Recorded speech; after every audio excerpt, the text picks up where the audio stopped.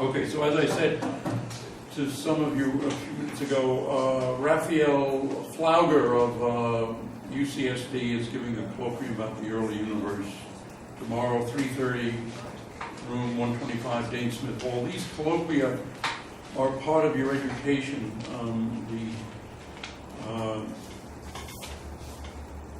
You really should be focused on research from day one here at the university, and you should regard the coursework as preparations to do research, and you should therefore go to the colloquia and some of the seminars in order to learn as much as you can about current research on topics that aren't covered in your courses. And unfortunately, we have this stupid system of prelims which focus some of the students on undergraduate physics, and sometimes, in fact, on undergraduate physics until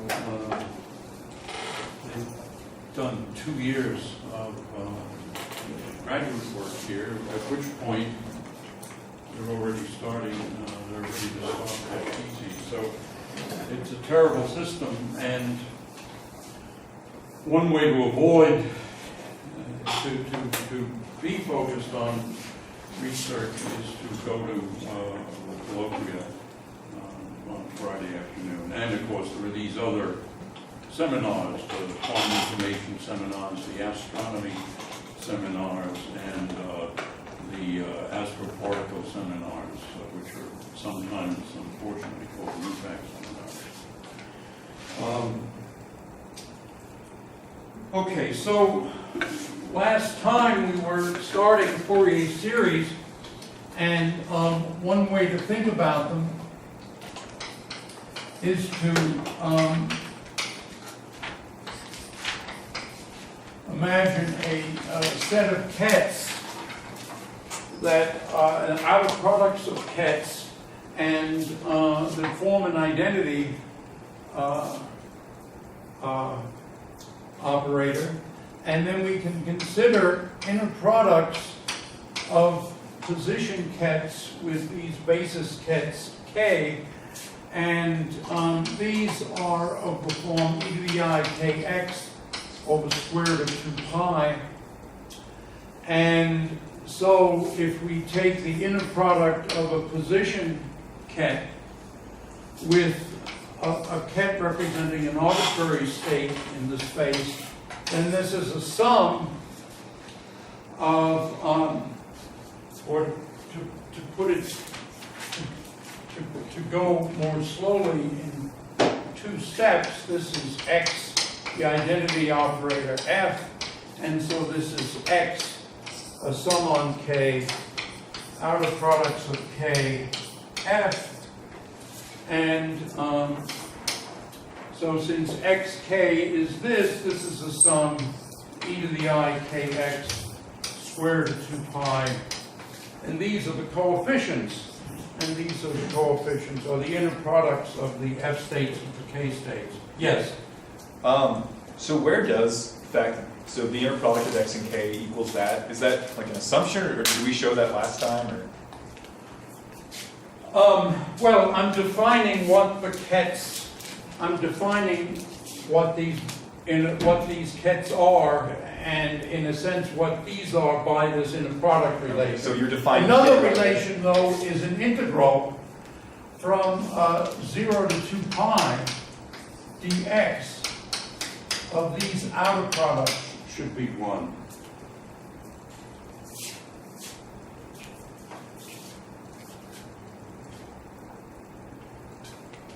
And so we want to know then what is this inner product of k with f, and k with f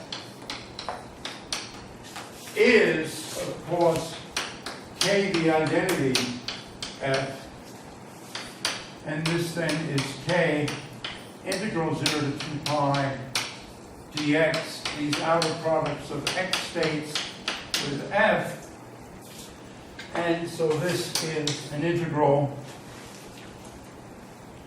Notice this was xk, this is kx, so this is 0 to 2 pi dx e to the minus I kx over square root of 2 pi f of x. Yeah. Why are the K states discrete and the X K ones? is what I was calling n last time. Oh, Good catch. okay. So what was your question? The question is why are the K states discrete but the X ones continuous? Why are one discrete and the other continuous? That's the way God made the world. No, it's a joke. In the Fourier series, we have a discrete set of k's going from 0 to from minus infinity, in fact, to plus infinity, and that's sufficient to represent a wide class of functions that are on a certain interval.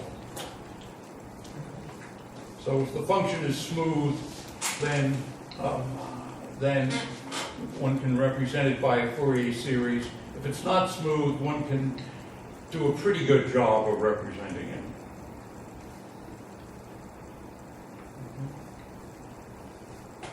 Okay. All right. So Kevin, yes. do you have, I was thinking I could put a link or temporarily copy something to your website.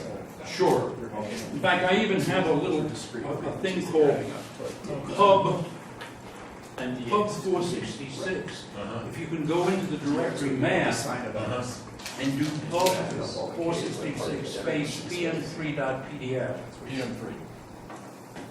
This relationship is, okay, this kind of defines. CD.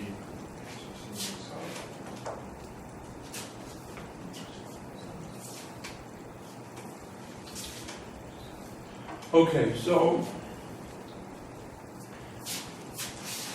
this is the idea of Fourier series, which I also went through last time.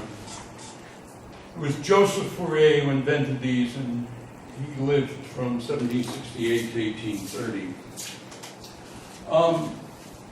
So what is this representation that one gets? Well, it's, if we write it this way, we can say, well, it is f of x is then a sum on k minus infinity to plus infinity e to the I kx over square root of 2 pi times these coefficients f's of k. And the coefficient f's of k is that, the inner product of k with f. This is it's an alternative way of thinking about it. In the book, I wrote it in the conventional way, but I think it's good for you to see both. It might also be good for us to think about this a little bit. If we think, I was saying that x is position. Well, here, x is something that is dimensionless. So x is really some actual distance y over some length L, so that it's dimensionless.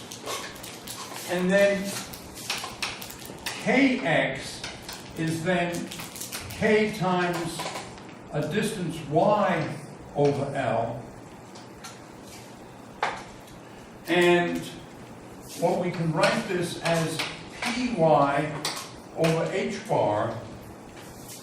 And then what we've done is we've converted k to momentum, and we have here that k is pl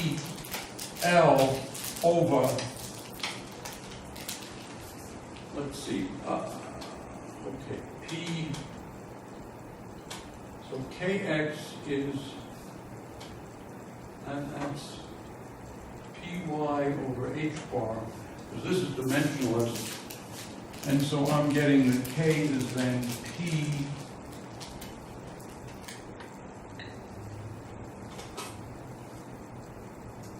is, right, PL over H bar. Right, that's exactly what you want, because an alternative way of writing this is that P is K, is H bar K over L. So L is just some length that one uses to define distances.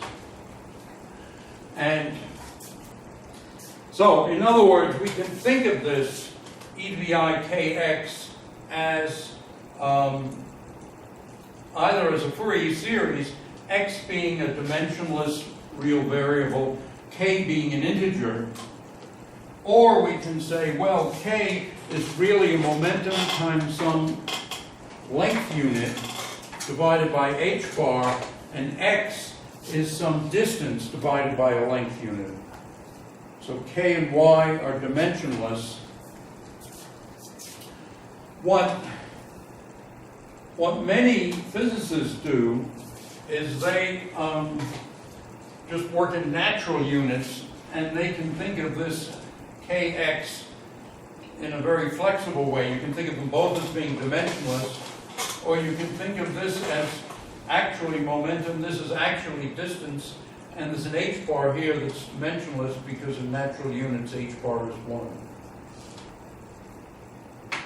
So that's an alternative way of thinking about it. But in any event, what you see here is that there's a close connection between the Fourier series and Fourier integrals and momentum and position. All right. I mentioned Weinberg's article from the New York Review of Books. I put a link to it on the class website. Turns out it's at the very bottom of the web page. So you've got to scroll down to the very bottom, and then there's a link. I think you should all read the first section of that essay. It's about 2 pages. You want to read the whole essay, that's great.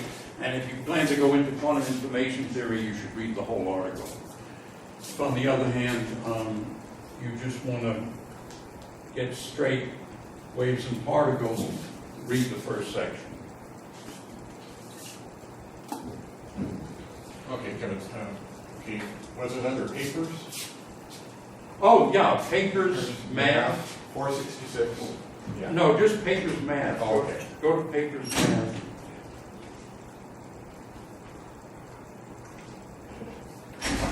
Okay, and then if you just type pub 466 space pm3.pdf, that should do it. Oh, but then you need to do, you'll have to put in, standard password. Okay, so is there a subdirectory pub?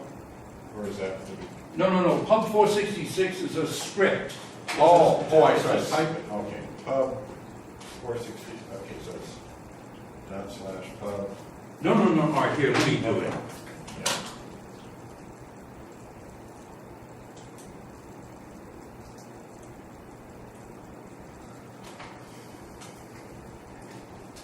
What happened? It stopped typing.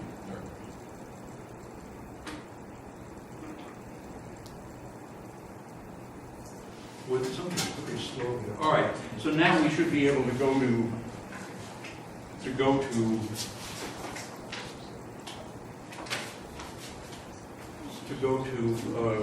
quantum website that you were on. Oh, but we need a link, don't we? Right. All right, sorry about this.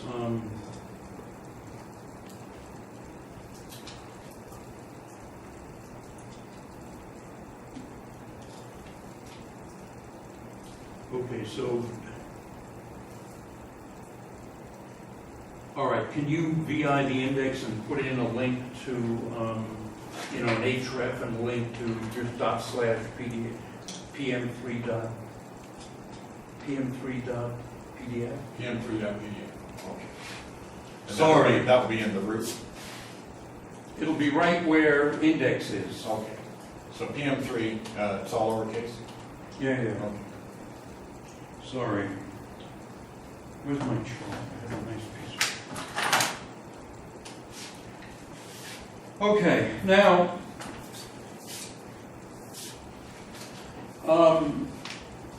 we saw last time that if you have, since we have here f of x is this, the complex conjugate of f of x then would be a sum.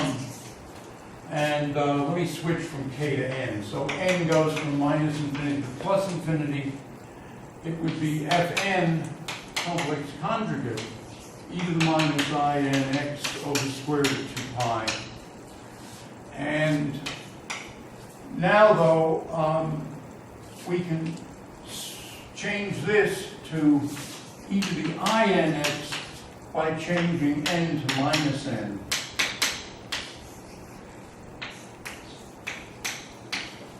So this chalk isn't quite so good, is it? It doesn't really leave a proper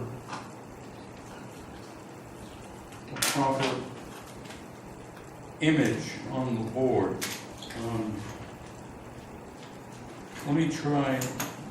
This is a slightly different piece of chalk. It may give a better image. No, this is even worse, I think. Well, here's a piece from a previous. I think I'm going to go back to the standard chalk. It's much harder to use, but it gives you a better image. Okay, so what we see then is that f n of f star is f minus n star of f. So these are the coefficients for f. And what we've seen is the expansion for fn star. In other words, this would be the sum f sub n for f star e to the I n x over square root of 2 pi. So this leads us to conclude that if we want the expansion of the complex conjugate function, the coefficients that we use are the complex conjugate of the coefficients for f, but at index minus n. Now, if f is real, then we have that fn of f star is the same thing as fn of f, which is what we were just calling fn, and this is the same thing as f star minus n of f. So in other words, fn is equal to fn star, f minus n star, if f of x is equal to f star of x.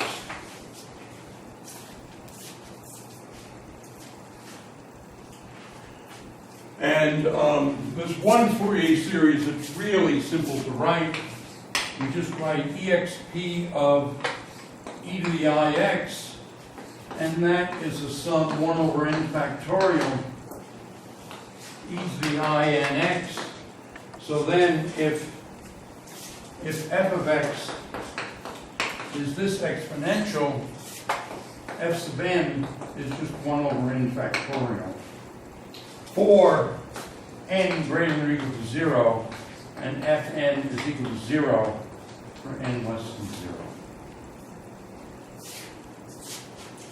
And this thing here, you're not supposed to say n. What you're supposed to say is n factorial, and it means n minus 1, n minus 2, and so forth. And 0 factorial is just defined to be 1. Okay, if you consider the sum of two sines, this is just an example. Sine omega 1 x plus sine omega 2x, where omega 1 is approximately omega 2, then you can just rewrite this using one of the trig identities, and it's 2 cosine omega 1 minus omega 2 over 2 times x sine omega 1 plus omega 2 over 2 times x.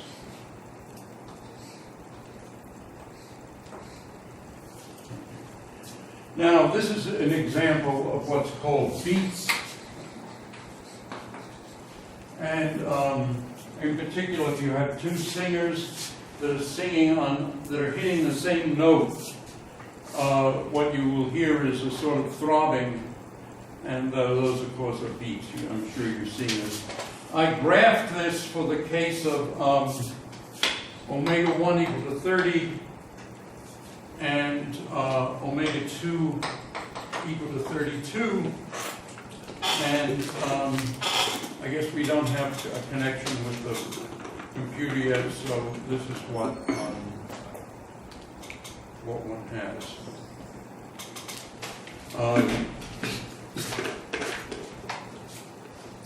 Okay, the interval here was 2 pi. And let me just mention something that can be confusing, but it is really simple. Namely, these functions are periodic with period 2 pi. E to the I kx for k an integer. K, of course, is an integer. So when k is an integer, it's periodic in x with period 2 pi. Consequently, if we write f as a sum of these functions, these are all periodic, these are just numbers. This thing on the left-hand side is strictly periodic, perfectly periodic with period 2 pi. So in other words, if we use the interval, and that was over here, where we said we were going to use this interval 2 pi, if we use the interval 2 pi, then all of the Fourier series will represent functions, will be functions that are strictly periodic with period 2 pi. Now, the Fourier series, though, can represent functions that are not periodic. But if you represent a function that's not periodic, then the period that you choose, the interval that you choose, will matter. So, in other words, if f is not periodic, and you might define fn to be integral from r to r plus 2 pi, e to the minus I n x, f of x, dx over square root of 2 pi. Now, previously, the way I did it was for r equals 0. But if we use a different value for r, we'll get, and if f is periodic, we can use any value of r, and we'll get the same coefficients fn. But if f is not periodic, the coefficients will depend upon the value of r. And consequently, we will be representing the function properly only in the interval r to r plus 2 pi. And a typical example of this is, we might say that fn is an integral from minus pi to pi, e to the minus I n x, f of x, dx over the square root of 2 pi. So that's another interval. And this interval is used as often as 0 to 2 pi. If f is periodic, you get the same coefficients fn no matter what interval you use, as long as it's of length 2 pi. But if f is not periodic, then you choose the interval depending upon what features of the function you want to represent by the Fourier series. If you want a good representation of the function in a neighborhood of 0, then you'd use this interval. If you want a good representation of the function in the vicinity of pi, then you'd use the interval 0 to 2 pi. If you wanted to have good representation of the function at minus 10, then you'd use an interval from minus 10 minus pi to minus 10 plus pi. So you choose the interval depending upon where you want a quality representation.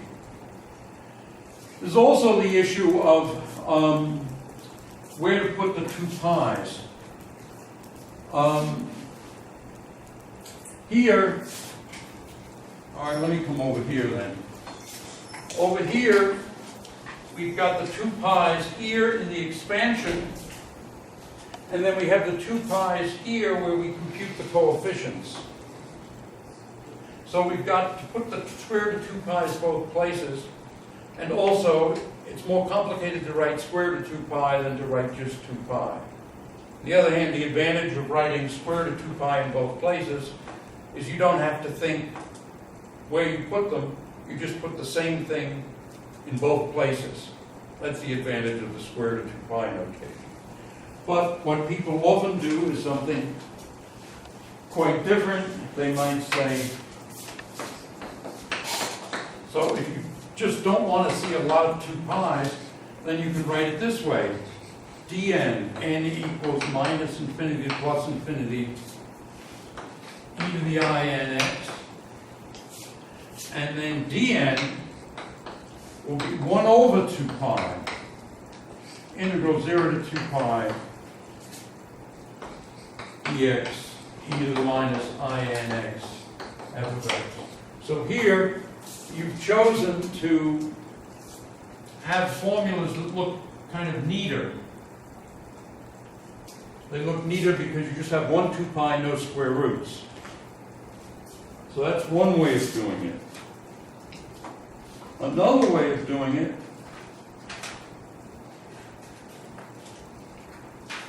is to write it this way. Put the 2 pi here. So you have 1 over 2 pi as sum, n equals minus infinity plus infinity, c sub n e to the I n x. And now c sub n is, and if I also change the interval, minus pi to pi, f of x e to the minus I n x dx. Or I could have written it as c prime, where c prime n is 0 to 2 pi f of x e to the minus I n x dx. If f is periodic, and by periodic I mean x plus 2 pi equals f of x, then Cn prime is equal to Cn.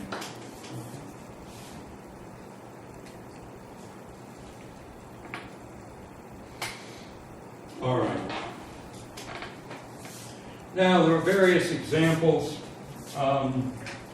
Suppose we want the Fourier series for, suppose f of x is equal to e to the minus m, absolute value of x, and we want to represent it on an interval minus pi to pi.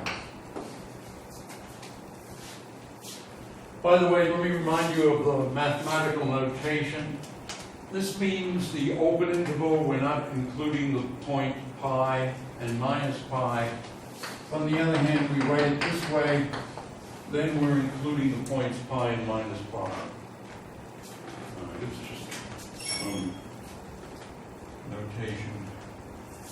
And we might define the coefficients using this convention, and this would be minus pi to pi, dx over 2 pi, e to the minus I n x, minus m absolute value of x. I'm thinking of m as being a positive number here. And what one finds, I don't think I'll do the integral in detail because it's in the book and you can read the intermediate steps. It looks like this: m over m squared plus n squared times 1 minus 1 to the n e to the minus pi m.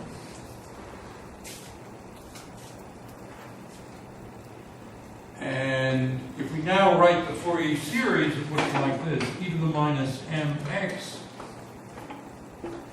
is then the sum dn e to the minus e to the plus pi nx, and this turns out to be 1 minus e to the minus pi m over mx plus a sum.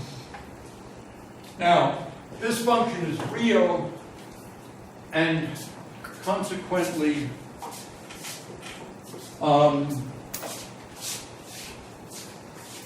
fn of f star is, let's see, well, dn is equal to dn star, since m is real, just by, well, I should just follow my notes. This is obviously real, so dn is equal to dn star. On the other hand, the function is real, so dn is equal to d minus n. I hope that's the conclusion I eventually came to down here.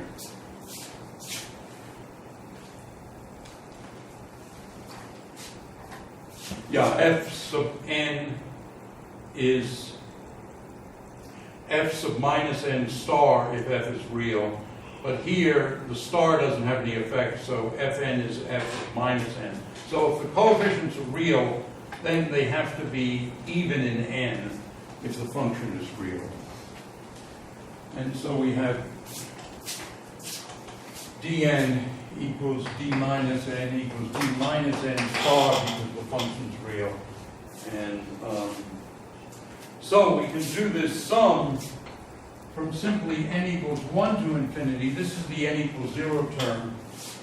And this is 2 over pi m over m squared plus n squared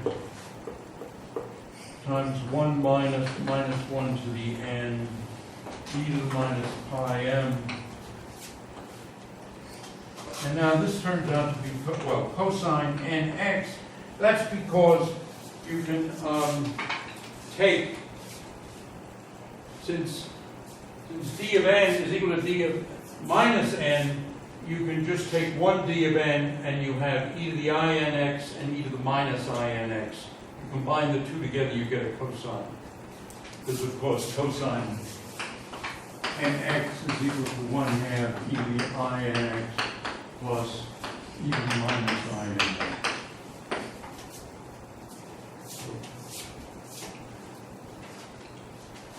All right, now, so I've done all this for complex functions because they're easier to deal with. Oh, all right, so we actually can, well, I don't know. I see it on the screen, but I don't see anything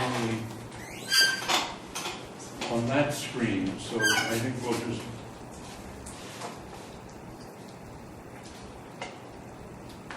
let it go for now. Okay, so I've done things here for complex functions because I've been considering complex Fourier series because they're simpler. We go to real Fourier series now, and we'll just use the rules for complex Fourier series to derive the rules for real Fourier series. Also, over here I used D, there I used F's, because I had the square root of 2 pi's symmetrically. Here I use D's to indicate that I'm putting the 2 pi's here. Here I use C's to indicate that I'm putting the 2 pi's there. I'm going to stop with this convention now, and I'm just going to put the 2 pi's wherever they happen to go, and not mean anything by coefficients, labeling the coefficients by F, C, or D. In fact, that was probably a silly idea to start with. So let's write down the Fourier series for a real function. And since, so let's consider a function f of x that is real, so f is f star of x. And what we know, if f is real, then, well, sorry, I'm using d as the coefficients now.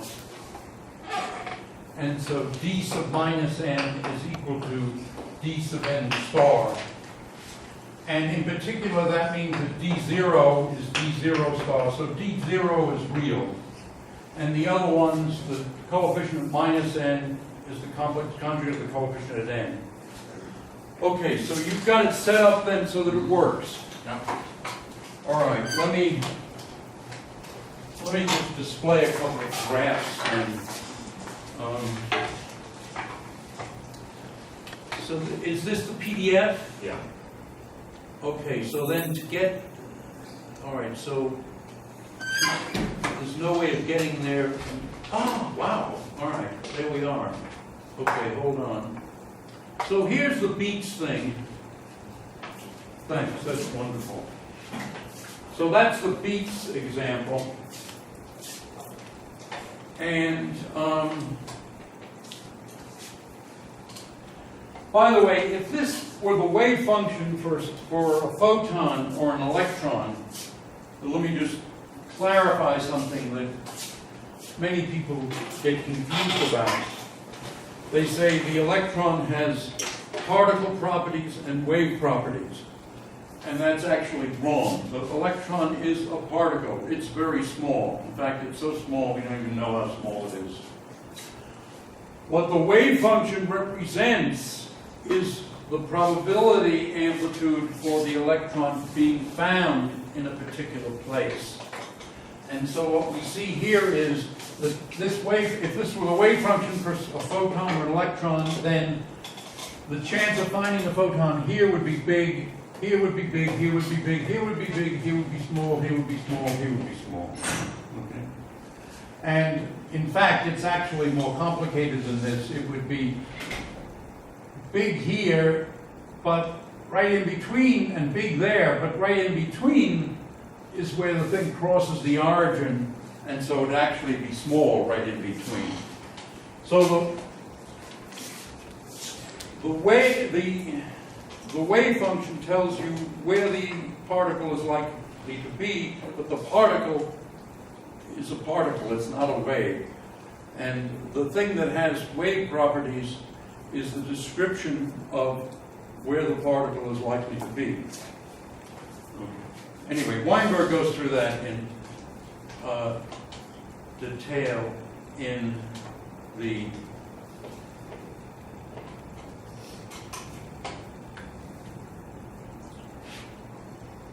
section 1 of that paper that I put on the web.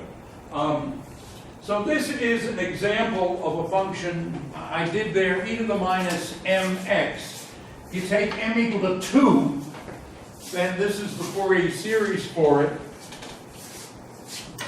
And what we've got here is the Fourier series on the interval minus pi to pi. And that's a nice interval for this function that's symmetrical about that. But this function is obviously not periodic. And so the Fourier series here is quite good out to minus pi and out to plus pi. But the Fourier series is strictly periodic. So after we get to minus pi, it goes up here. And after it gets to pi, it goes back up there. So this is the Fourier series. It does this. And that's strictly periodic. Whereas the function we're representing does that. So the representation is good only inside the interval from minus pi to pi. If we had chosen a different interval from 0 to 2 pi, which would be out to here, then we would have gotten a nice representation of the part of the graph like that, but then it would have become periodic as we went below 0 or above 2 pi. And so it would have failed to represent e to the minus 2 as the value of x, which is not a periodic function. Notice that it's quite good because these dashes are just a 10-term Fourier series. And I think I did 10 terms because if I did too many terms, the thing would start looking like a solid. And in other words, you see slight differences between the dashes and the solid curve in this region because I only used 10 terms. If I used 100 terms, you wouldn't have seen the difference. All right, let's see what else I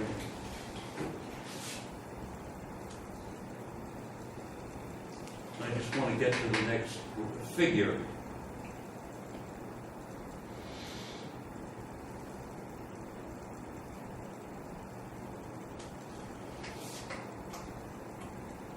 Well, I guess I'll stop there. Let me turn the lights on and just continue with the normal lecture, and then when we get to the figure, I'll come back and talk about the figure.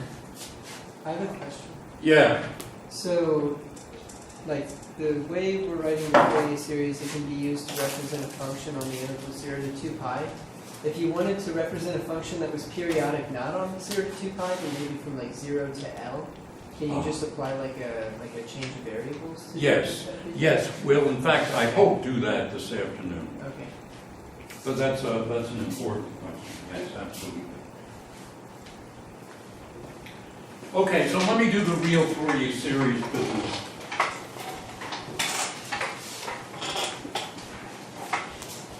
So what we've got is basically, where were the D's? Right, okay. So we've got this description here, the function is real, and we're writing f of x then as d0, which is real, plus a sum n equals 1 to infinity d sub n e to the I n x, plus a sum n equals minus infinity to minus 1 of dn e to the I n x. Okay. So first of all, this is d0, and then we can redo this as a sum n equals 1 to infinity dn e to the I n x. And we can think of this as d minus n e to the minus I n x.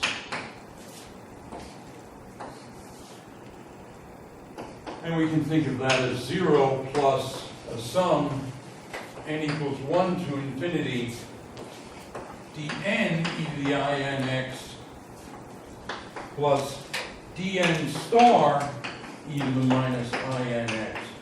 That's because since f is real, d minus n is dn star.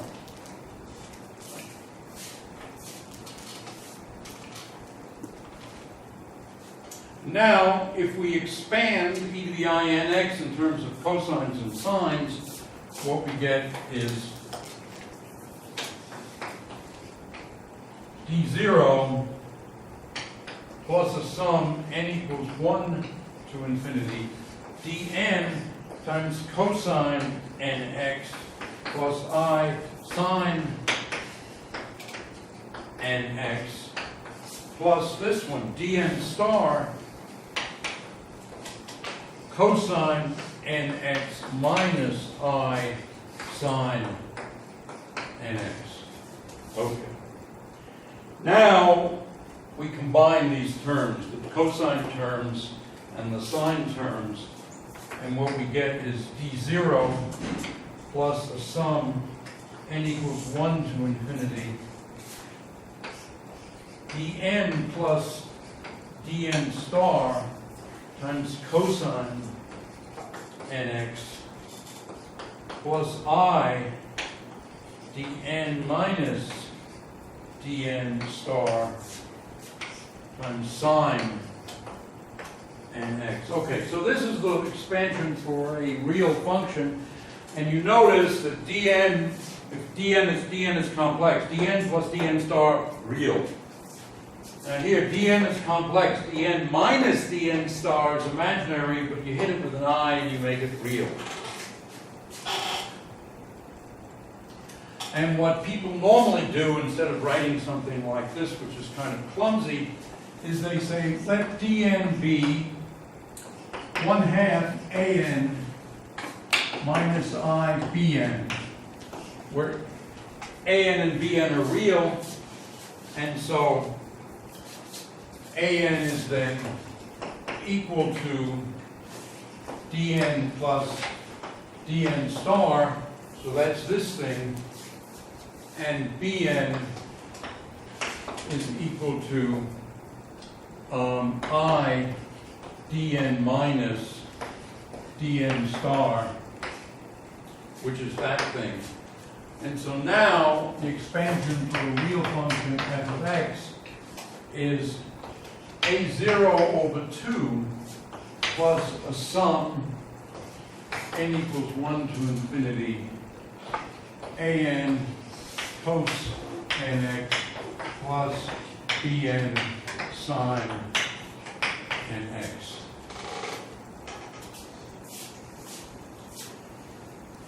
Okay, so that's the real Fourier series for a real function. And what are these ANs? Well, the ANs are dn plus dn star, and we know what the dn's are. The dn is this, dn star is the same thing with a plus sign here, and f is real, so f stays invariant. And so an is, well, we have to decide what the interval is. I'm not deciding the interval is 0 to 2 pi. So this is the interval 0 to 2. And remember, you can use any interval of length 2 pi if the function is periodic. If it's not periodic, you pick the interval that is relevant to what you're thinking about. So this is then e to the minus inx f of x plus e to the inx f star of x dx. But f star is the same thing as f, so these two combined being are a cosine.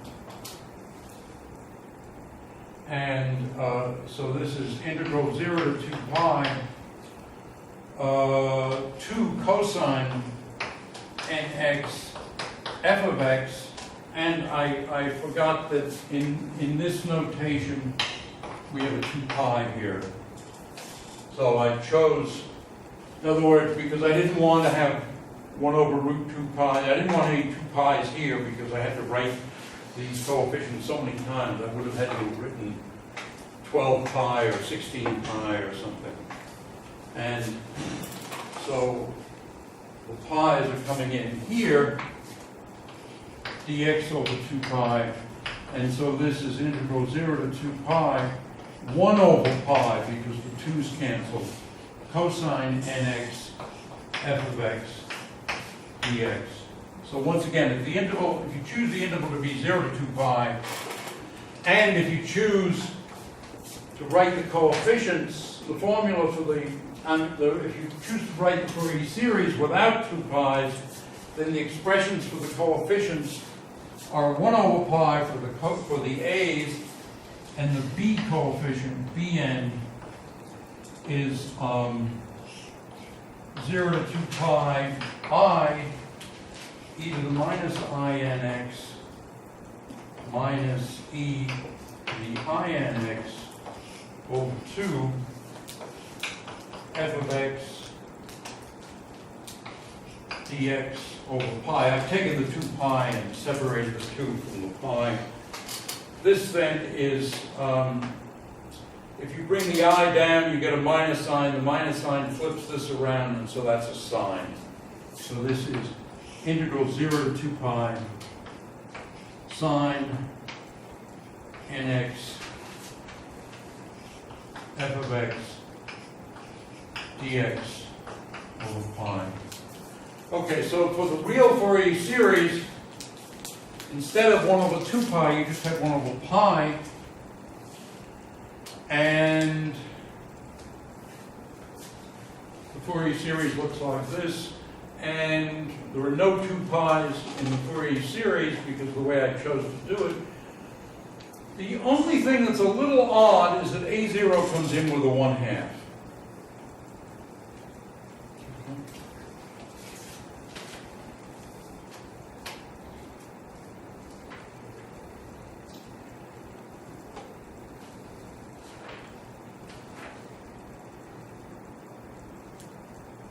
Okay, now, one example is the Fourier series for x squared.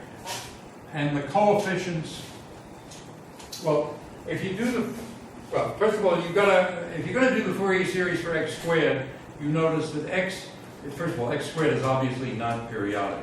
Secondly, it's symmetrical around 0. So you're going to get a nice Fourier series if you choose your interval minus pi to pi. On the other hand, if you want to represent it somewhere else, then you have to choose that interval somewhere else. So if you choose the interval minus pi to pi, then the Fourier series, the coefficients turn out to be well, first of all, the b coefficients would be, if we're going from minus pi to pi, we'd have x squared sine nx. They would all vanish because f would be even around the origin and the sign is odd around the origin. And that's another reason for choosing the interval from minus pi to pi, because you get rid of all the b coefficients. Then the an coefficients are just interval minus pi to pi cosine nx x squared dx over pi, and this turns out to be minus 1 to the n 4 over n squared. A0 is the integral for n equal to 0, and that's just the integral x squared dx. This is just 1, and you get for A0 2 pi squared over 3. And so if you sum that up, maybe I could just write it here, you get that x squared,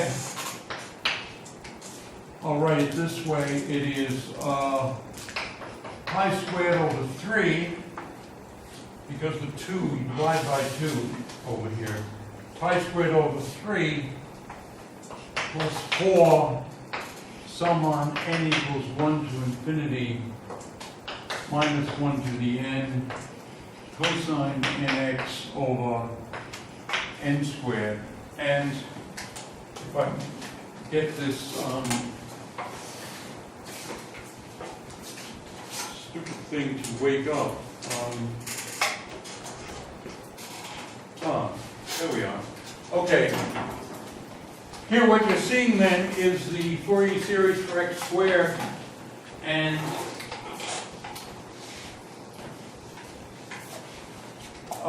seven terms are dot dash, 20 terms are dashes. And you see, I couldn't go above 20 or you wouldn't see any discrepancy. The things would just, one would line just right on the other. All right, the next topic is the Gibbs Overshoot. And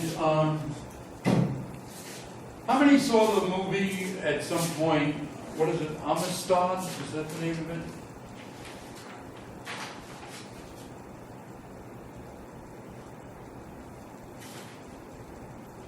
The movie Amistad? No? Okay. Go watch the movie Amistad and then ask me about it and I'll tell you about it. It's, Gibbs was a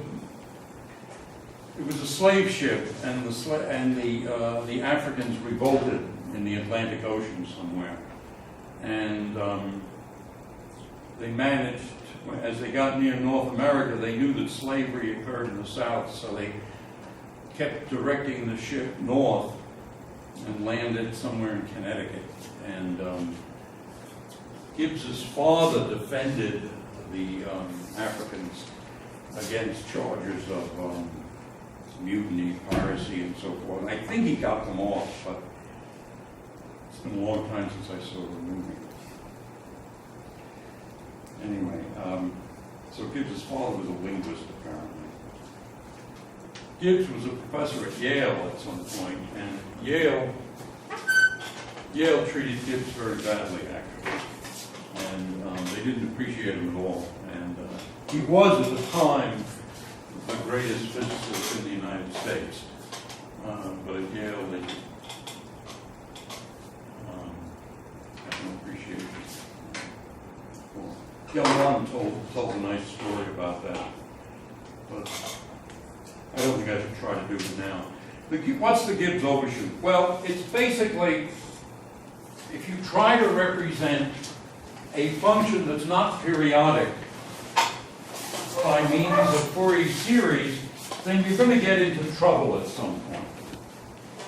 So let's, and that goes, in fact, I should turn the lights out and illustrate it. It's probably better illustrated than described analytically. Okay. All right, so here is the function f of x equals x on the interval minus 2 pi to 2 pi. Suppose we try to represent it by a Fourier series. Well, we can do a very good job on an interval between minus pi and pi. And by the way, since it's odd, all the even coefficients, the ANs would be all 0, and we'd only have BNs. But then, what obviously is going to happen is that the actual Fourier series can't follow the curve outside the interval in which you computed the coefficients, because the Fourier series is periodic, and so you get to minus pi, it has to jump up to here to match the value of minus pi plus 2 pi, which is the value of x equal to pi. And so what the Fourier series does is it jiggles along and drops, and then it follows the curve pretty well, and then drops and follows this. Well, when it drops, because the Fourier series is getting ready to change by a significant amount in essentially no space x. It's a discontinuity that it's trying to represent. So it gets kind of nervous and starts to overshoot. And you see the overshoot here. So I plotted both there, but now I'm just taking the difference between the Fourier series and the function f and plotting that here. And the Fourier series, sorry, that's top. Let's go to bottom. The difference between x and the 10-term Fourier series is the dotted curve. So you see there's quite a bit of discrepancy. In fact, x just, x is going here from 0, of course, up to pi, and then here it's minus pi, and then it's going up to pi here. And the overshoot here, the error, is 0.6, whereas this thing is basically 3 to minus 3. And so with 10 terms, you get quite a bit of error. With 100 terms, you get much less error. And as you add more terms, you get better accuracy. The 100-term thing is an overshoot of about 9%. But you see, in other words, as you get really close to the place where there's the discontinuity, the overshoot, even with a lot of terms, is significant. In fact, the 10-term overshoot is like almost 0.6, but the 100-term one is more than 0.4. And that is problem that always occurs when you try to represent a function that's not periodic with a Fourier series. All right, now to your question, stretched intervals. What do you do if the interval, if you want to represent a function on a smaller or larger interval?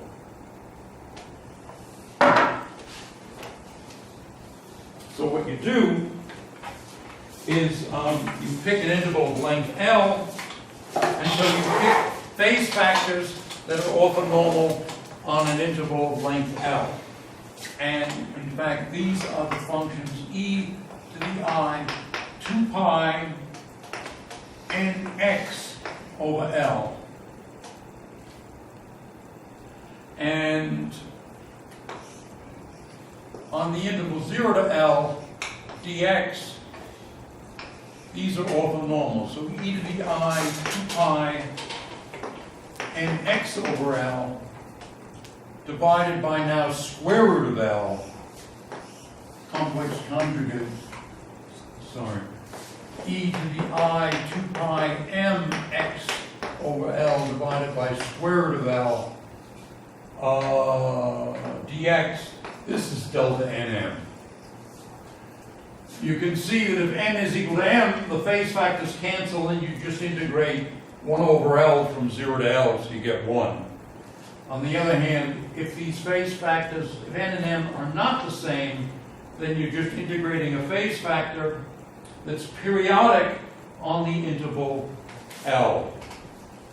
In other words, e to the I 2 pi n x plus L over L is e to the I 2 pi n x over L times e to the I 2 pi n. But that is this is just 1, so this is e to the I 2 pi n x over L. So these things are periodic, and that's why the integral is 0 on that interval, because if n and m aren't equal, they don't cancel, you do the integration and you get something in the denominator that doesn't matter but is not 0, and you're evaluating then e to the 2 pi I, some integer x over L at L and 0, and they're equal at the 2 points, and so the difference vanishes.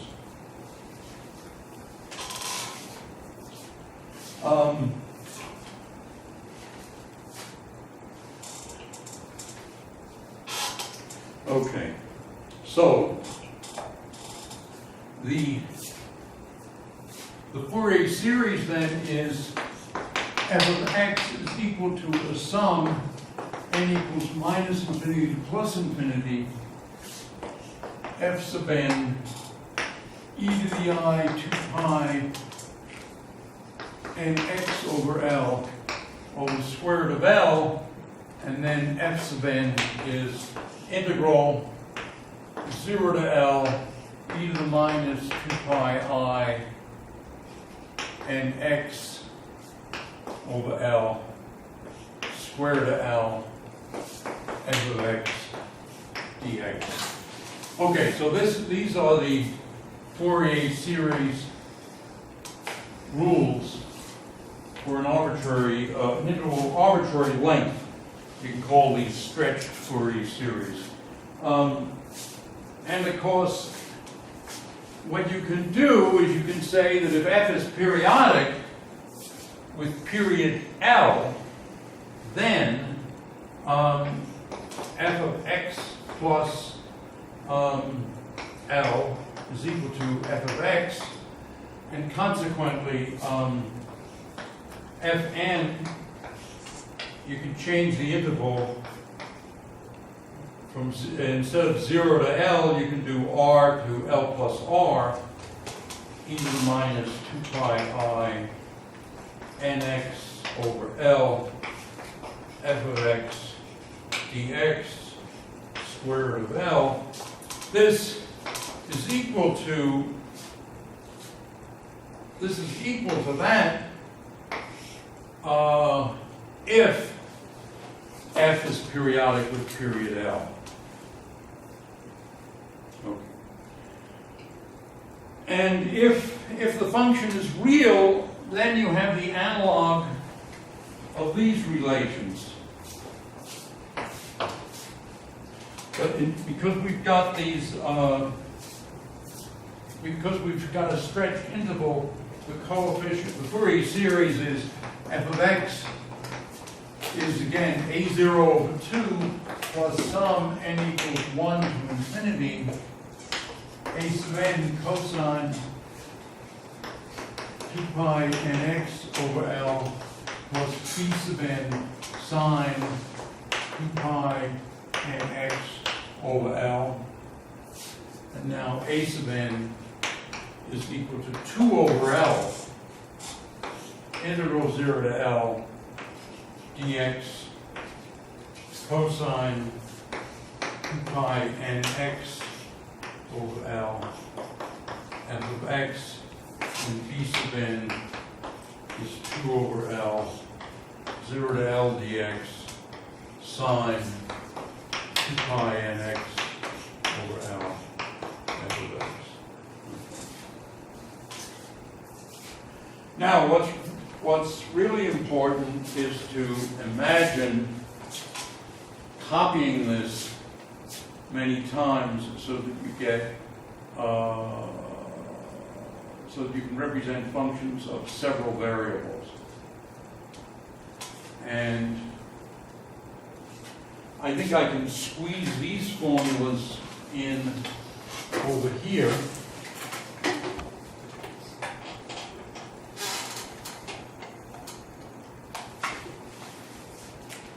So, what we can do is we can say x. In other words, I could say that I was only kidding when I said x was a single variable. Well, no, I wasn't kidding. Everything I said so far is what I meant to say. But for notational purposes, we can think of x as x1, x2, x sub n, and we can think of these coefficients. Let me switch from n to k now. Or should I? All right, maybe I should do it the way I did it in the book and not screw up. Capital N would be the largest value there. So then, instead of nx, we're going to have n dot x. And n dot x is n1 x1 plus n2 x2 plus plus n sub capital N x sub capital N.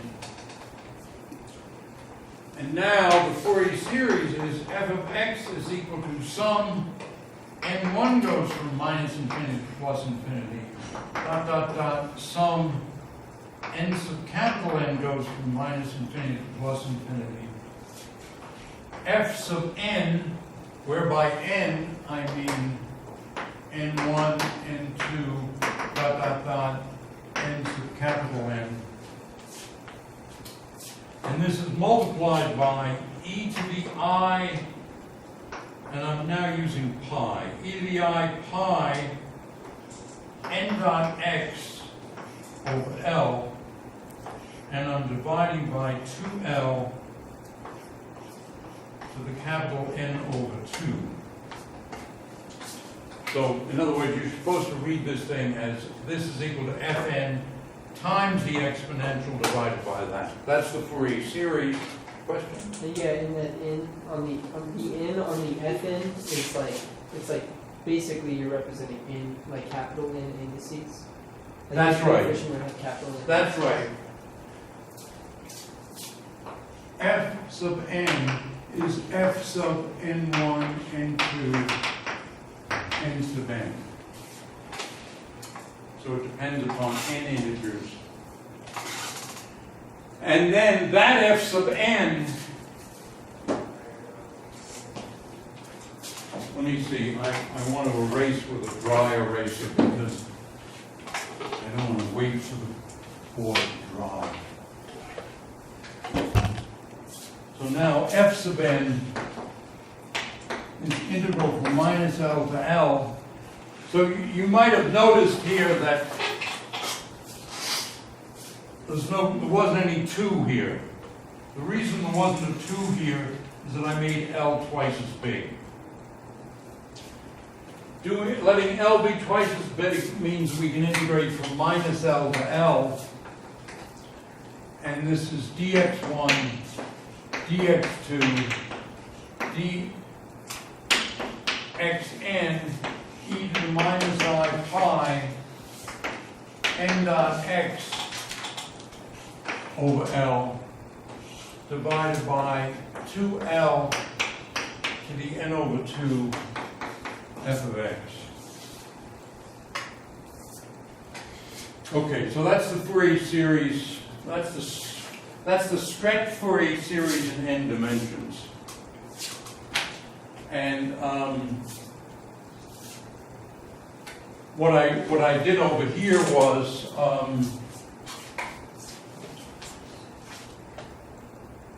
if you change L to 2L, then you get a 2L here, a 2L here. The 2L here, the 2's cancel.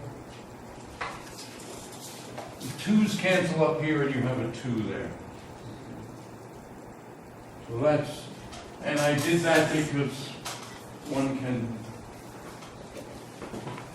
it kind of looks nicer to go from minus L to L, I don't know.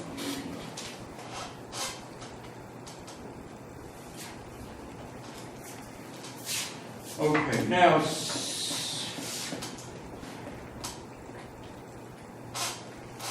okay, since I've got this, yes, question. Sorry to ask. Did you get paid for all your questions? I get paid. Did? All right. Sorry to ask more or less the same question every time, but did we assume finite dimension anywhere in that argument? I'm sorry, say it again? Sorry to ask more or less the same question every time, but did we assume finite dimension anywhere in that argument? You mean that there are a finite number of x's? That capital N is finite? Yes, capital. Okay, interesting question. By the way, I patted you on the back Yes. with this hand. So And now you have a a large yellow handprint. Now you have my Yes. fingerprints on your shirt. Okay, now that was an interesting question. I gave you candy though, right? Yeah. So what would we be doing if we had a very high number of x's? Well, normally x, I mean in physics problems, x is typically 3 or 4 for space or space-time. But I don't know, maybe there's some utility. I haven't thought about taking the limit of n going to infinity, capital N going to infinity. Seems like in statistical mechanics, you're sometimes dealing with very large parameter spaces. Yeah, well, it's that mech, but it's not the dimensions of space. I mean, I'm thinking of x as being space. But you have 3 spatial coordinates for each of your particles, and you have. Yeah, actually, now that you're saying that, that's right. F could be not the spatial coordinates of one particle, but the spatial coordinates of Avogadro's number of particles. And there n is very large.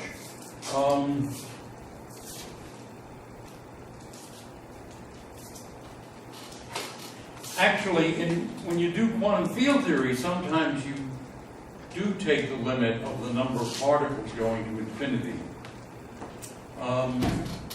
For example, the coherent states that I talked about in more detail on Wednesday.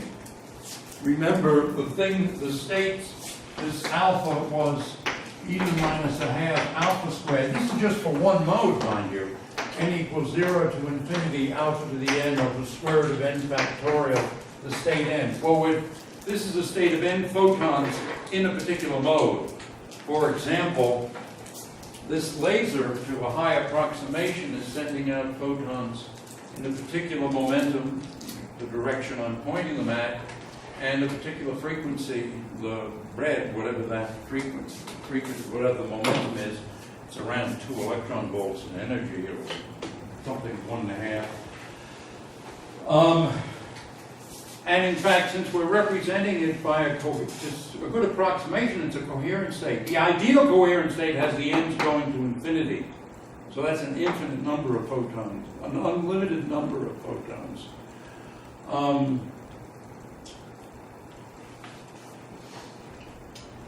But there was a transformation in quantum field theory sometime in the 1920s, where people stopped writing things as f of or psi of x1, x2, x3 up to, an infinite number, because they sort of suspected that this could be arbitrarily big.